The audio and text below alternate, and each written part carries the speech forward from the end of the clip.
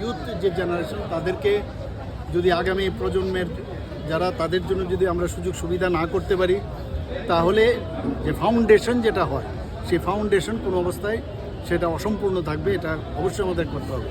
খেলাধুলাতে এক তো মানসিক আবার ফিজিক্যাল তো আছেই, তার ডেভেলপমেন্ট হয় এবং তাতে করে আমরা বারবার বলছি যে নেশামুক্ত ত্রিপুরা, যে নেশার যে বিষয়, নেশামুক্ত ভারত, তার থেকেও কিন্তু আমাদের আগামী দিনের যারা প্রজন্ম ছেলেমেয়েরা কিন্তু তার থেকে দূরে আসবে।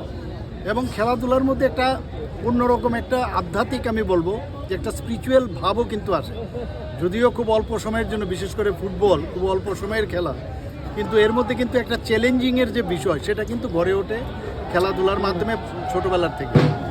তো আমি ফুটবল আমরা সবাই জানি, বিশেষ করে ত্রিপুরাতে তো বাঙালি জনজাতি সবাই মিলে, আমরা জাতি জনজাতি সবাই মিলে আমরা খেলছি এবং আমরা দেখছি এর মধ্যে যে খেলার পরে তখন তো একটা মানে এমন একটা অবস্থা হয় যে অপোনেন্ট এবং দুজনেই একজন আরেকজনের অপোনেন্ট, কিন্তু খেলার পরে কিন্তু একজন আরেকজনের সাথে হাত মিলায়। তো এই যে বিষয়, একটা স্পোর্টিং যে বিষয় সেটা চলে আসে।